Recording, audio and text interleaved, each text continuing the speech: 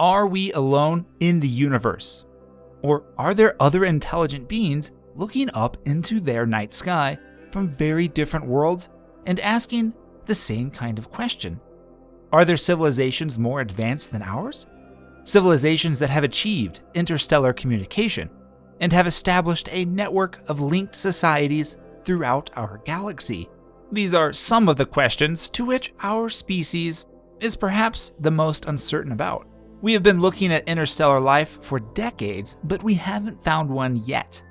And this is where METI comes in. METI, or Messaging Extraterrestrial Intelligence, is a nonprofit research organization that creates and transmits interstellar messages in order to attempt communication with extraterrestrial civilizations. In some scenarios, we can even say that METI reverses the process of the somewhat familiar SETI, or Searching for Extraterrestrial Intelligence. SETI listens for radio or laser signals from space, while METI does the opposite. Instead of listening, they transmit powerful, intentional messaging to nearby stars in the hope of eliciting a response.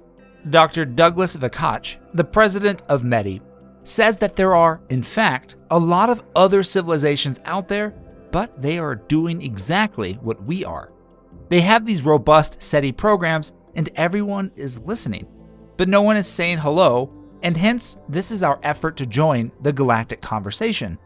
There are many things that METI is doing to send and get a response from an alien civilization as soon as possible. But the problem is they can't do anything faster. The speed of transmission is actually the speed of light, and yes, light is extremely slow considering the size of the universe.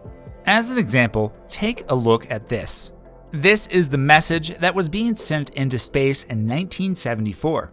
It's the most powerful broadcast ever deliberately beamed into space from Puerto Rico. The transmission consisted of a simple pictorial message aimed at our putative cosmic companions in the globular star cluster M13. This cluster is roughly 21,000 light-years from us, near the edge of the Milky Way galaxy, and contains approximately 1/3 of a million stars. So you can see here 21,000 years just to get there, considering if someone is listening to our message and has a receiving antenna similar to what we have, and they can decode the message. In the best case scenario, we can expect a reply any sooner than 42,000 to 45,000 years. And with that distance goes our hope with any kind of intergalactic dating. There have been many other messages sent, like the one in Luton's star that was pinged in 2017. We are expecting a reply by 2042. A search for hundreds of thousands of stars in the hope of detecting one message would require remarkable dedication and would probably take several decades. It seems pretty unlikely that any existing major radio telescope would be given over to such an intensive program to the exclusion of its usual work. The construction of one radio telescope or more that would be devoted perhaps half-time to the search seems to be only practical method of seeking out extraterrestrial intelligence in a serious way. This would cost millions, if not billions of dollars.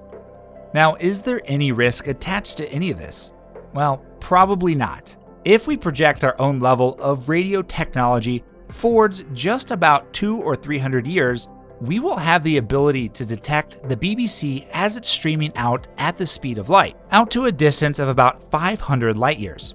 And realistically, if an alien civilization is already too advanced in detecting radio waves, like one sent from Puerto Rico from thousands of light years away, they would probably intercept our first radio signals at the start. As it turns out, humanity is pretty noisy and unknowingly sending out radio waves to space since the start of, you guessed it, the radio era. Next time on Discover Zin, we will be discussing the Voyager spacecraft. Thank you so much for watching our video. If you liked what you saw, please click that like and subscribe button. Let us know in the comments below what you think of alien life. Until next time,